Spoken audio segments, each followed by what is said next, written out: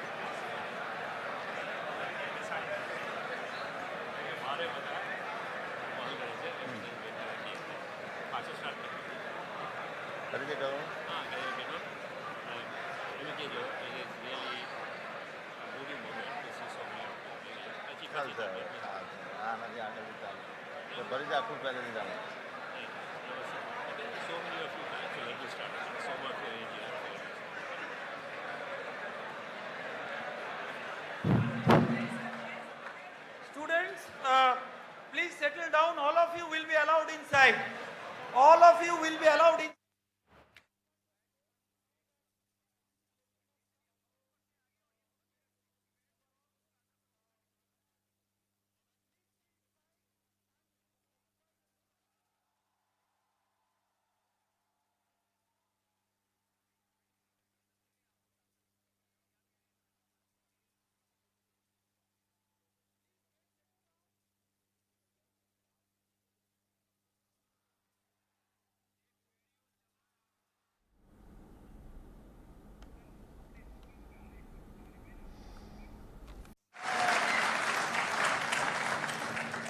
When the nation's two most brilliant Chakrabartis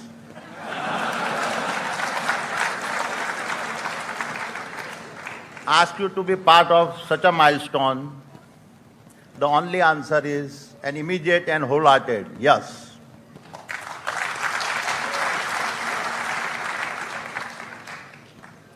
My dear friends, this is my first visit to Kharagpur, and I was deeply moved to learn that this very ground was witness to our nation's struggle for freedom. It is indeed humbling to stand here where many of India's courageous freedom fighters were once imprisoned, some even younger than the student before me today. One story of an inmate that somehow lingers in my mind is that of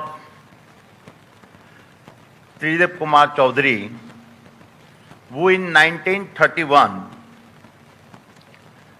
at just 19 years of age, was already a fearless freedom fighter. Imagine, just 19, standing here,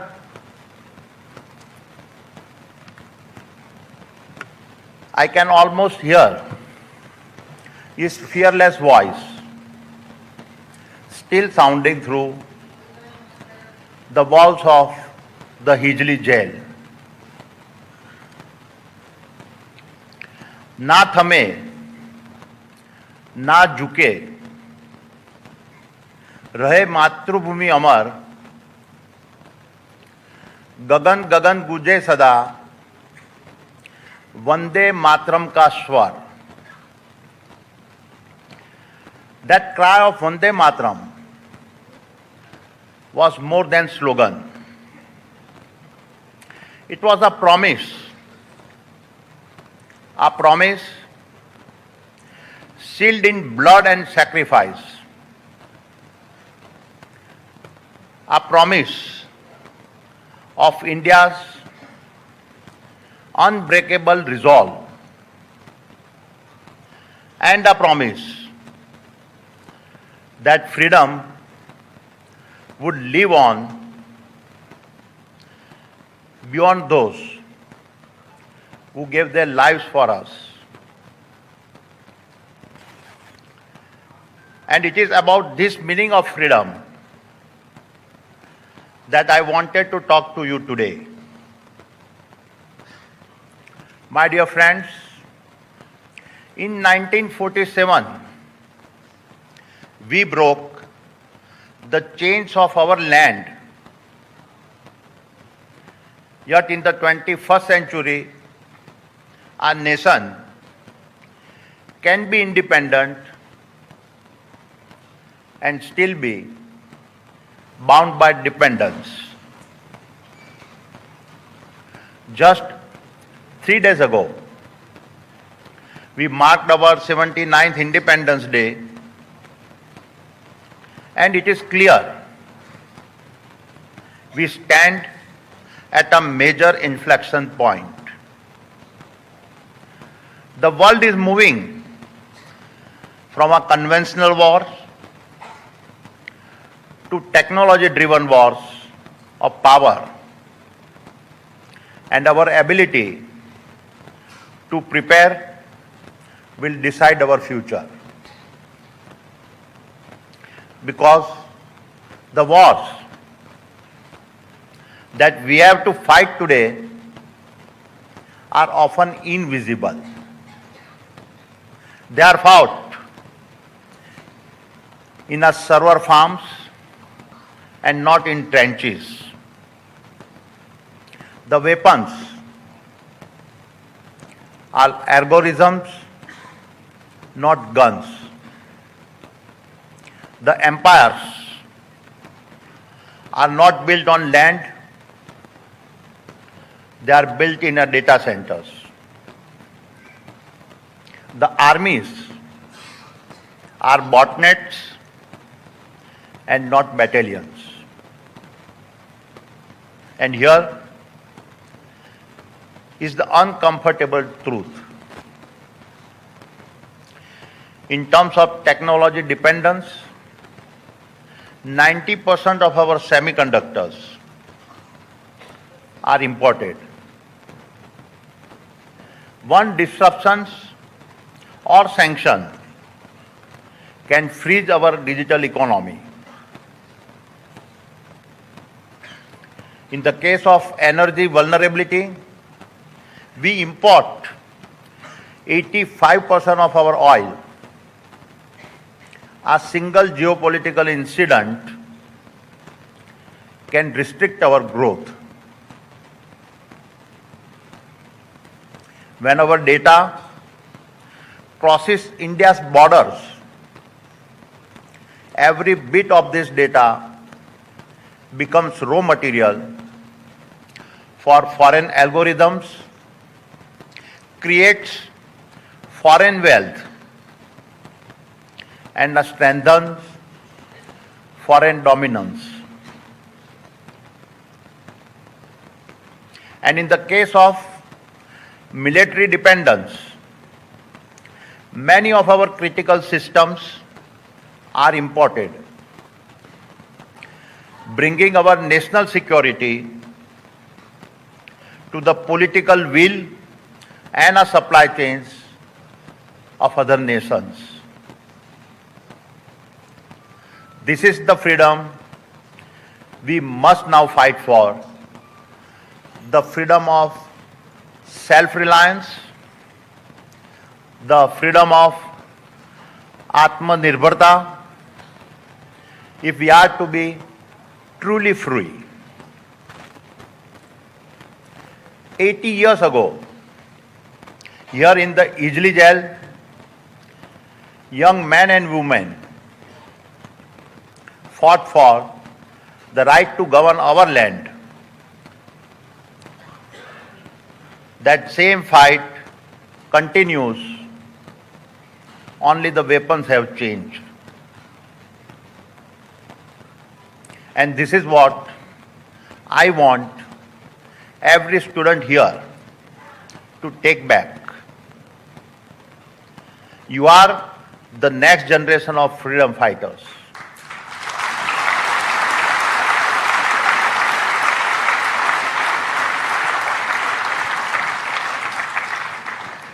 Your innovations, your software code, and your ideas are today's weapons. You will decide whether India takes command of its destiny or surrenders it to others. क्योंकि स्वतंत्रता केवल एक घटना नहीं, यह एक निरंतर लड़ाई है और इस लड़ाई की अंतिम विजय तभी होगी जब हम हर क्षेत्र में आत्मनिर्भर बनकर अपने भविष्य खुद तय करें.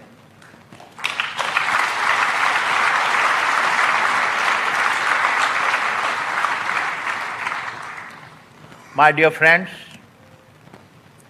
I have been an entrepreneur since the age of 16.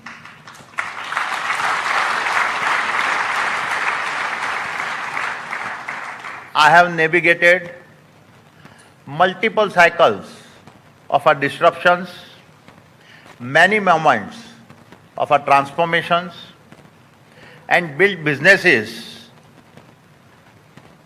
through both crisis and opportunity. But I can tell you with absolute convictions that the age of transformations now unfolding before us is unlike anything I have seen. And the battlefield is not just about protecting our nation's border, it is about securing our technology leadership and ensuring we are able to stay at the forefront of our global innovations. It is about redesigning every business, reimagining every industry, and rewriting every rule of the game. So we lead and not just participate at a low-cost players in the global race. Because as we all know, in a world of robotics and AI, cost advantages will vanish overnight, and we can quickly lose our ability to compete. This is not a transformation at 1x speed. It is 10x. It is 100x. And it is accelerating towards 1000x. As AI start to build AI, LLM start to write LLM, robots start to build robots, code start to write code, machines start to teach machines, and discoveries start to fuel more discoveries. And this is why I call it our second freedom struggle.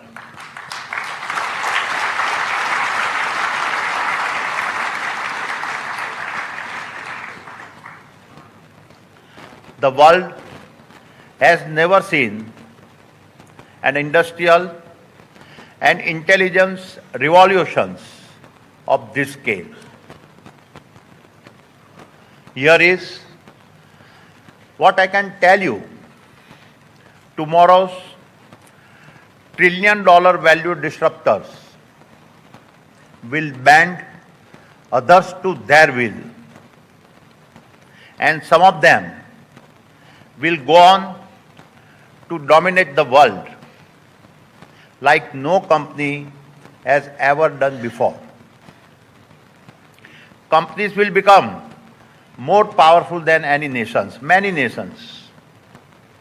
And over the next decade, several companies that today seem unbeatable will vanish.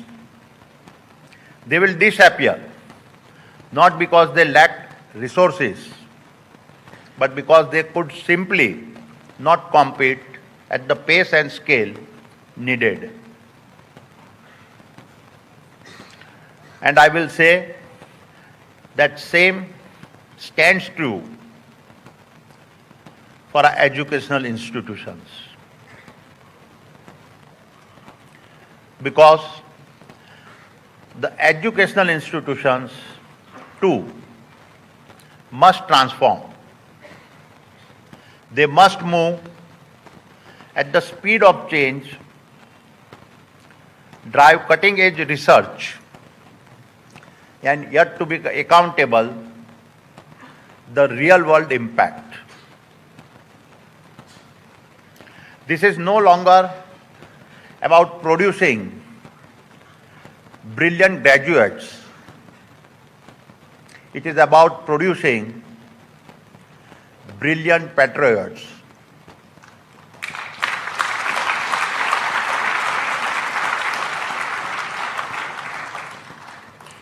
That graduate armed with ideas, discipline, and the will to make India unshakable.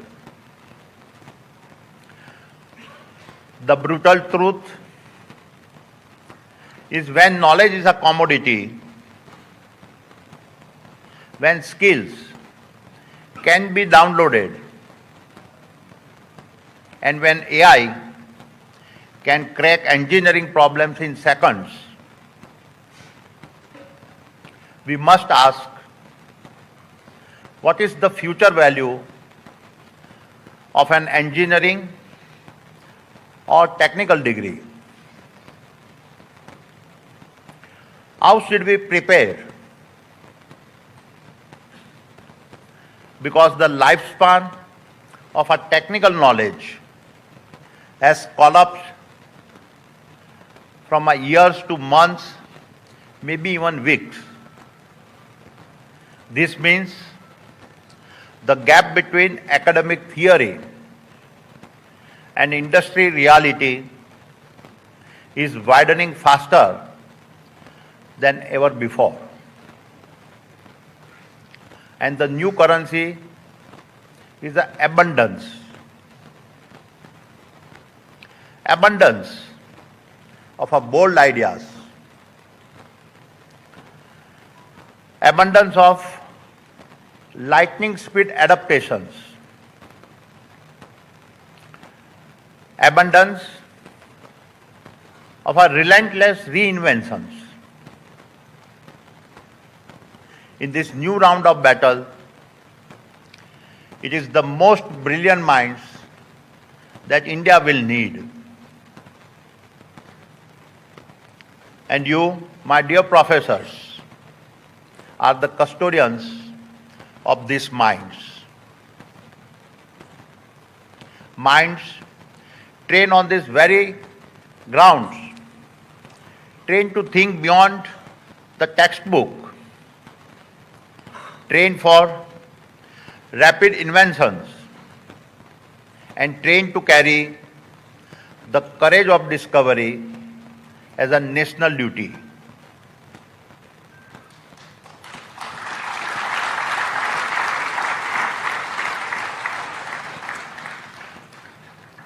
While this is not a call to give up the heritage of our top institutions, it is indeed a call for designing a different future before it is too late. Let me now talk about the Indian corporates. And it begins with the honest admission that we in industry must share equal responsibility for the innovation deficit India faces. After all, we hire from these colleges, and the best among them are government funded. We stand on the shoulders of public institutions like ISRO, BARC, DRDO, ICMR, NCL, and many more. These have given us the inventions, breakthrough, and discoveries that form our launch pads. From ISRO's Chandrayaan to Aadhaar, from UPI to vaccine research, from freight corridors to our renewable grids, it is worth reflecting that it is the government that has built the foundation of our modern economy.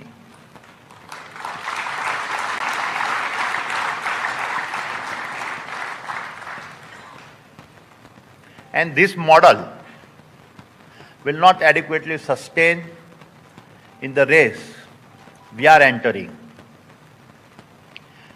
If India is to lead in the age of transformative technologies like advanced materials, biotechnology, deep tech, and many others, we must carry our share of the nation's innovations burden. Translated not into marketing slogans, but into the budget allocations, world-class laboratories, and risk capital.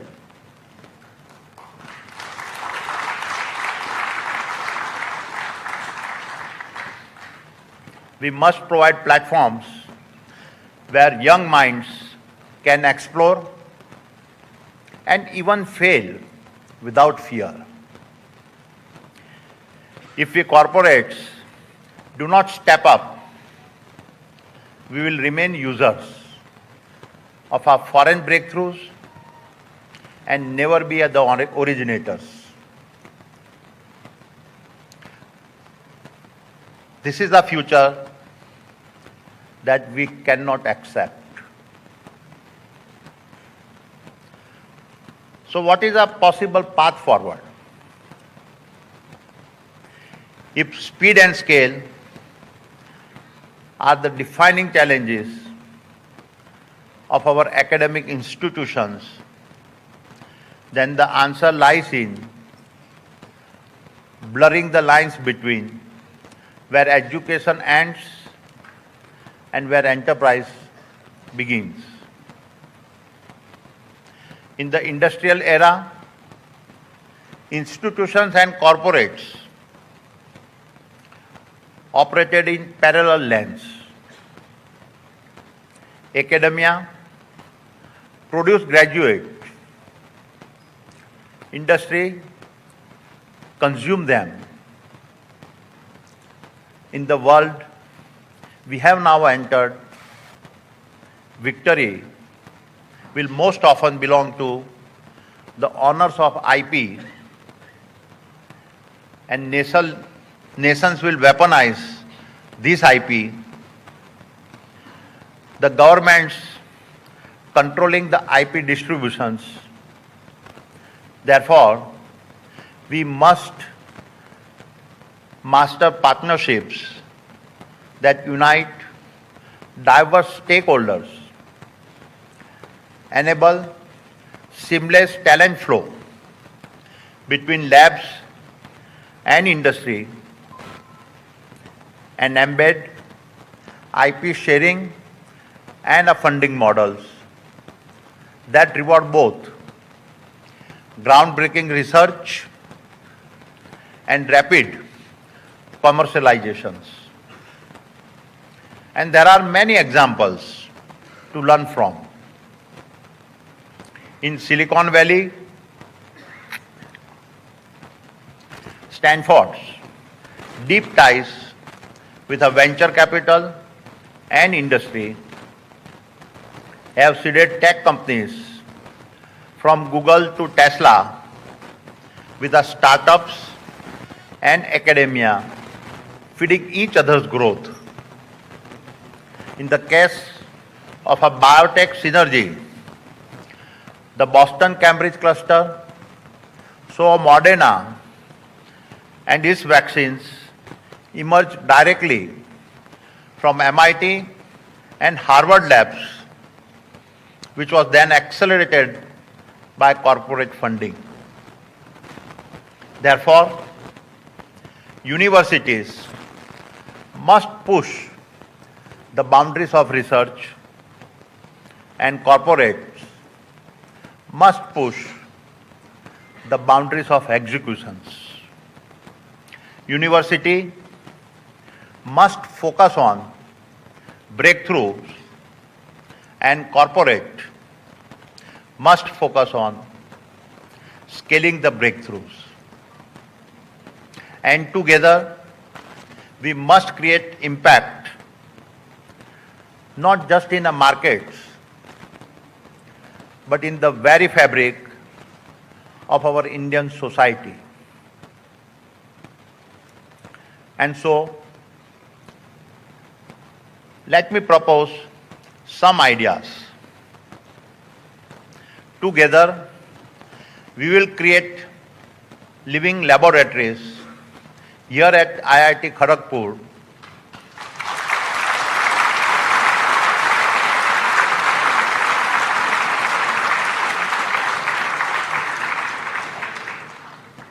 across high impact sectors that reflect the very challenges India must lead in. First is a renewable energy. By 2030, India aims to lead the world in our renewables.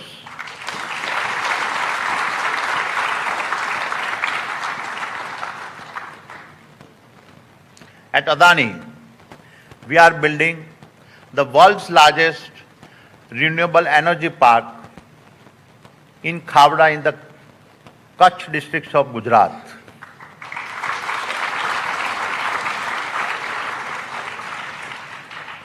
$30 gigawatt of capacity across 500 square kilometers. Imagine IIT KGP students co-developing AI-driven grid balancing solutions, real-time predictive maintenance, and sector-wide optimization tools.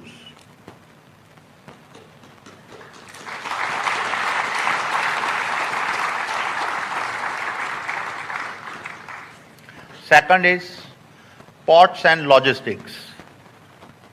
Adani Ports moves over 400 million tons of cargo annually. As the world's most integrated logistics player, even a single day delay can ripple through supply chains. IIT KGP talent can design machine learning-led berth scheduling, autonomous container handling, and a real-time logistics optimization systems.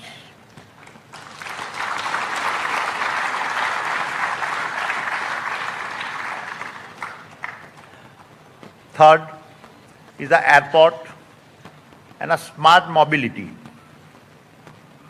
Adani Airports handles 100 million passengers a year across 7 of India's busiest hubs. This complex ecosystems spans transport, security, energy, and a passenger's experience. IIT KGP engineers could pioneer real-time crowd predictions, intelligent baggage handling, and IoT-enabled operations to set a new benchmarks.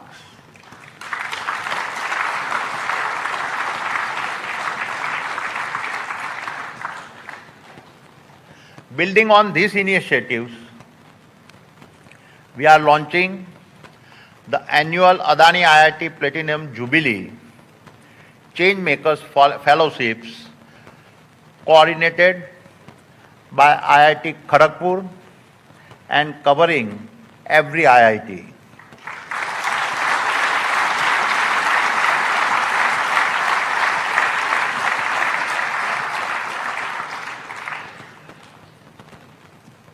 Its mission is to channel the nation's top talent into high-impact projects that advance national priorities.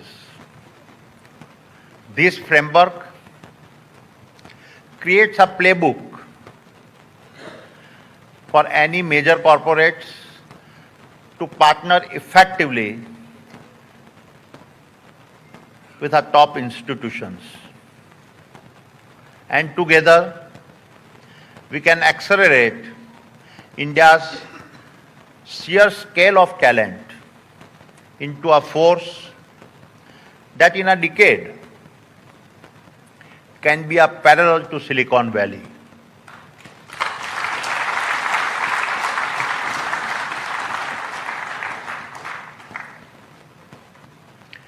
Now let me address the student in this audience, many of whom may be wondering, am I not too young to really make a difference? And the best way I can answer is tell you my own story, and hopefully you will have a few takeaways. My dear young friends, it was 1978, and as I walked onto the Ahmedabad railway platforms, awaiting the Gujarat mail to take me to Mumbai, I held two tickets in my hands. In one hand was a second-class tickets bought after 30 minutes in a crowded station queue. In the other hand was my ticket to freedom. At 16 years of age,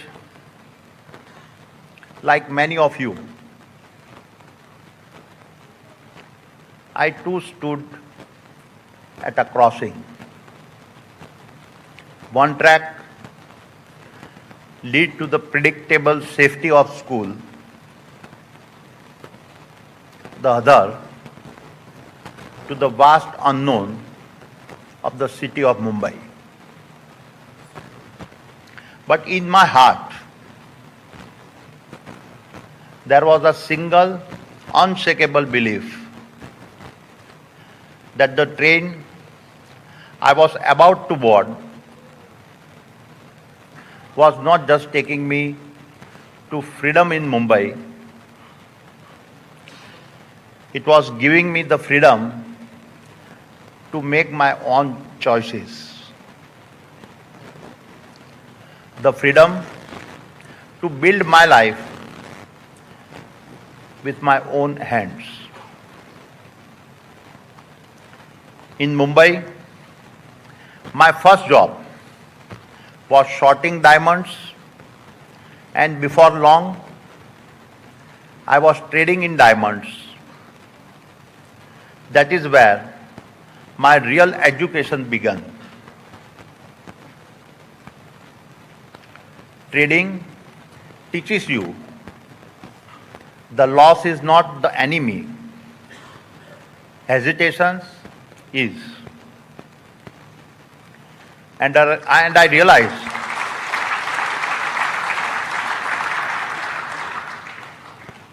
realized something deeper. Only those who are truly free-minded make a good traders, because you learn to embrace risk, to make a fast decisions, and to be comfortable with the incomplete informations or losses you incur. The speed of decision making was to become my first operating philosophy for life.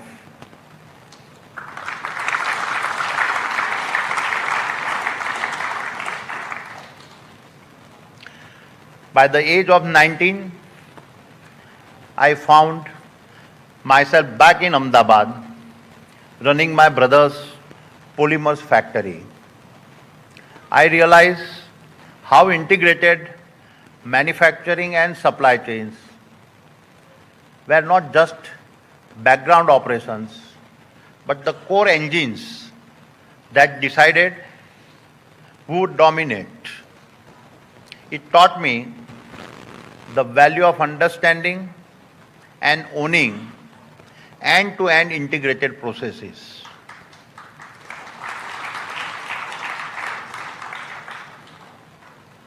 This learning became the second operating philosophy that would guide every venture I would thereafter build.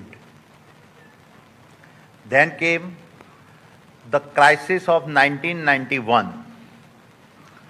I was 29 when India was forced to open its doors to liberalizations.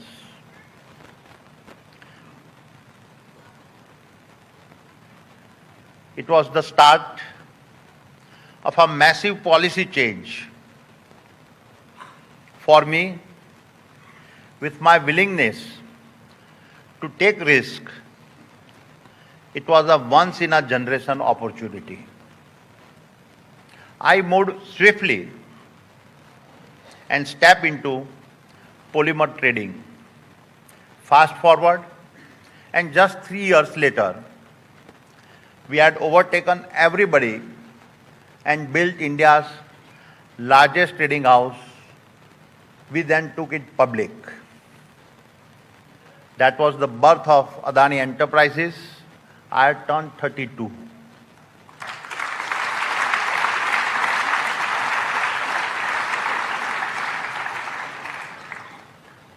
But success has its own way of revealing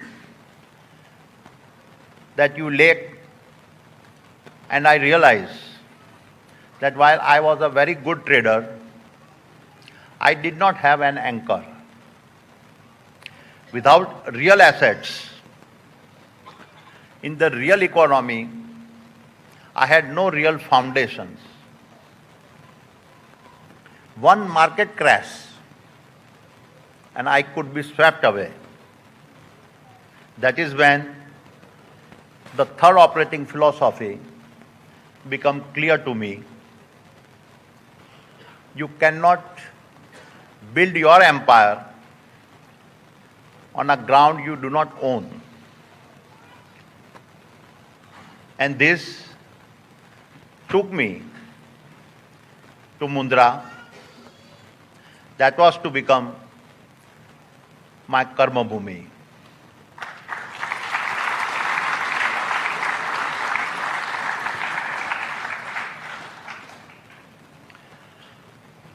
When I first announced my intentions to build a port in Mundra, most people thought I had lost my mind.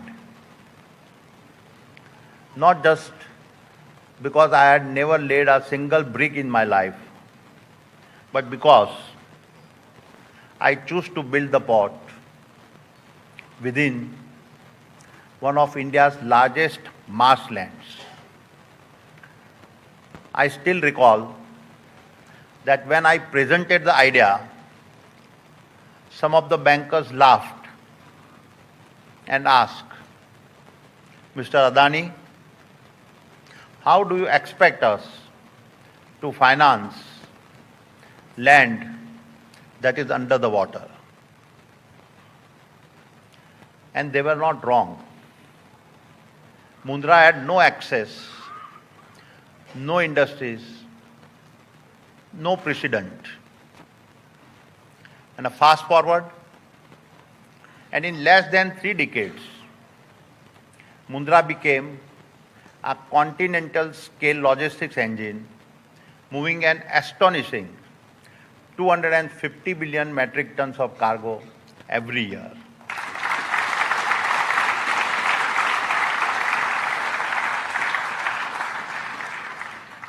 And today, we run one of the world's largest integrated logistics networks, made up of 21 national and international ports, rail networks, inland container depots, warehouses, and fulfillment centers.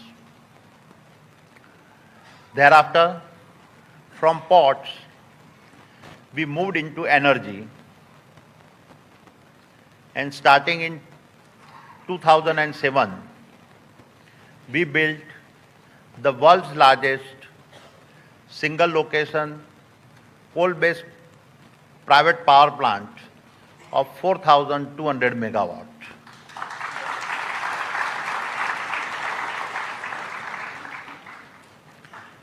And along with it, we also built India's first 1,000 kilometers high voltage DC transmission systems. Then we took over Mumbai's distribution network and followed it by building the world's largest solar plant of that time, 770 megawatt, all in just 9 months.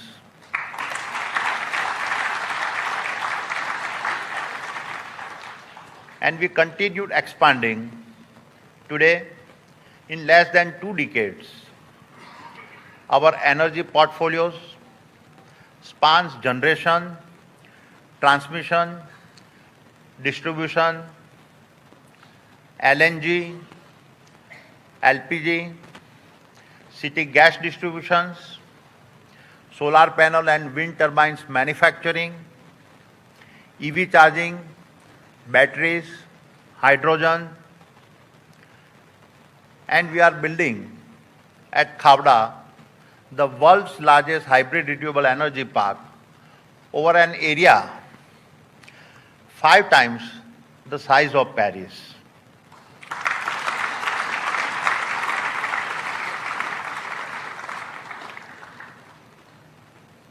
Thereafter, from the gateways to the oceans and gateways to the deserts, we turn to the gateways of the skies of India. And 6 years ago, we stepped into airport business. Today, we own the largest fleet of airports, controlled by any single entity anywhere in the world.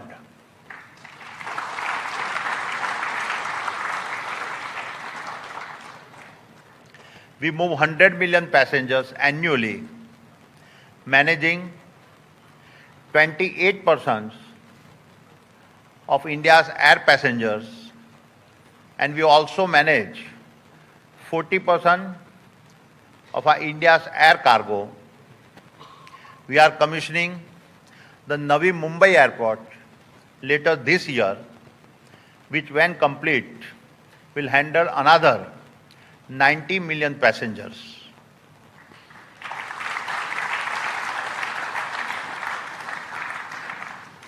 And around each airport, we are creating urban ecosystems where air travel will merge seamlessly with a commerce, industries, retail, hospitality, and a residential living. No company has ever conceptualized such an integrated ecosystem at this scale. My young friends, I talk about Mundra, Khavda, our airports, because they were born not just from my spirit of entrepreneurship, but also from my optimisms that the India growth story is unstoppable.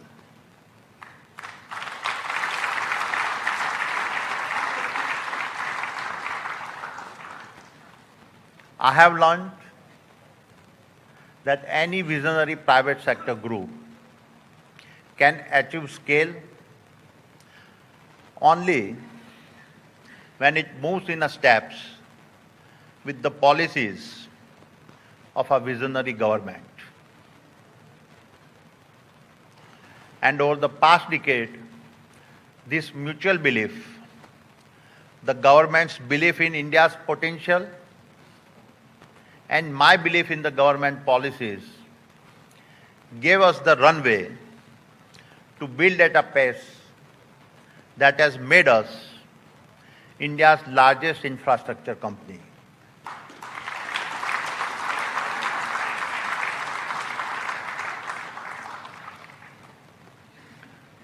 My dear students, the same is even more true for you. If you align your ambitions with India's rise, the peak of your careers will unfold alongside the peak of India's power.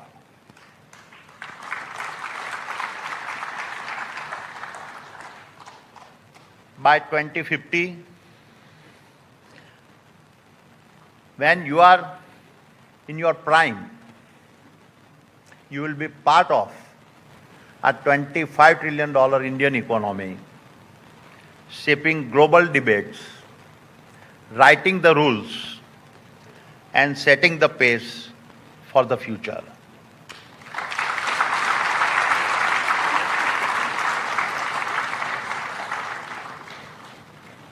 No other nation offers its youth an opportunity of this scale. Therefore, I always say there has never been a better time to be an Indian.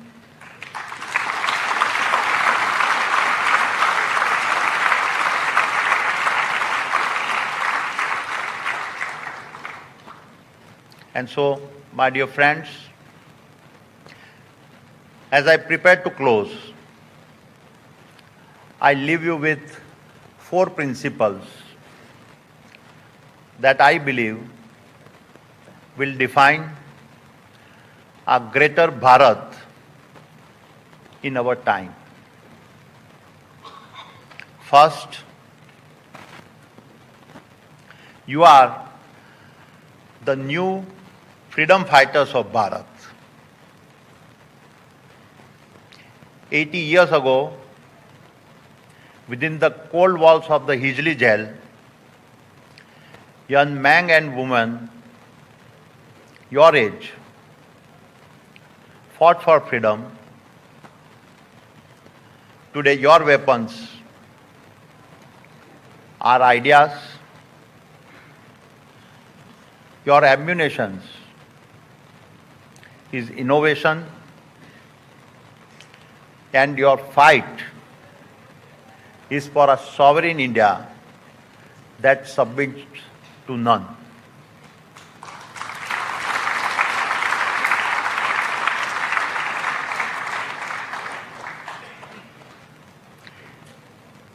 Hijli की गूंज, वीरों की जान, तेरा जुनून, भारत का मान.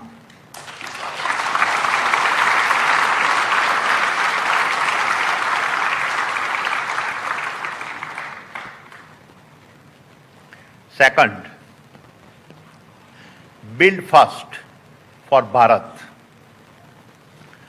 From the fisherman of Kutch to the farmer of Kharagpur, our responsibility is to Bharat first.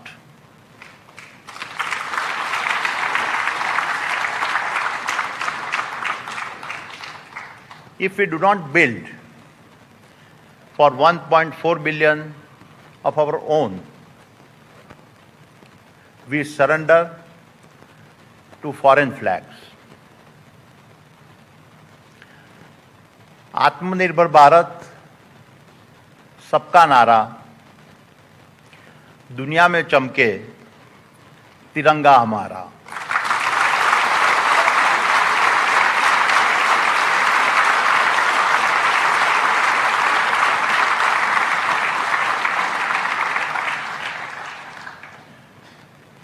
Third, fortify our foundations. Infrastructure, technology, intellectual property, these are the roots of our freedom. Our nation, standing on borrowed soil, cannot hold its head high. अपनी धरती, अपनी पहचान, भारत गुंजे, भारत महान।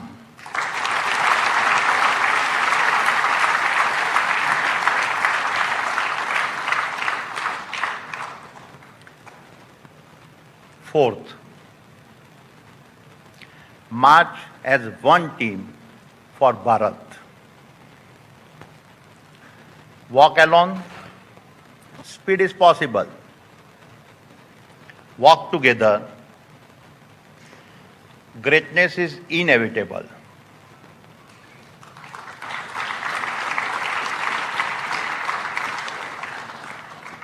When academia and industries fuse into one mission squad, India is unstoppable.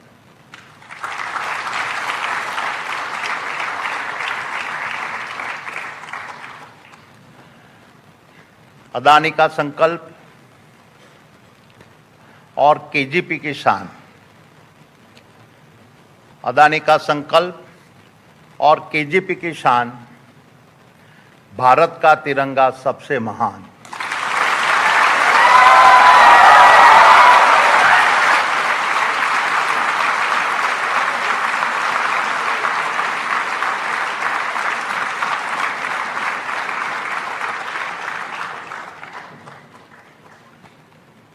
And so, my friends, remember, Tridip Chaudhary at 19, locked in the Hijli jail for 7 years,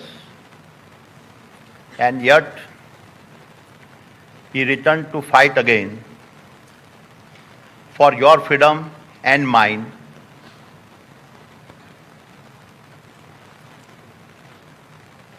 Remember, if I could take a train to Mumbai at 16 with nothing but belief, then you, with your knowledge and heritage,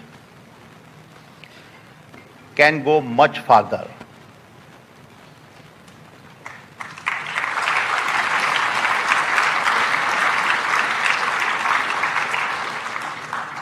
And remember, soon in your hands will be 2 tickets. One, to a comfortable life, maybe a foreign company, a safe job. The other, a ticket to stay, the drive to build for Bharat, to join this second freedom struggle. One train takes you to a salary, the other takes you to a legacy.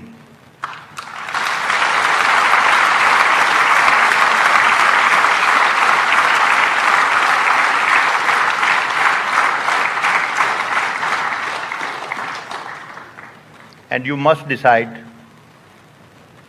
which train you will take, salary or a legacy.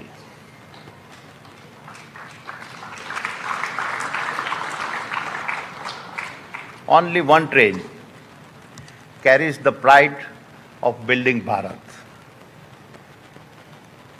And therefore, I hope you stand tall and your journey begins with these words. ना झुकूंगा, ना रुकूंगा, यही है हमारा शान. ना झुकूंगा, ना रुकूंगा, यही है हमारा शान. भारत से सर्वश्रेष्ठ भारत, यही हमारा अभिमान.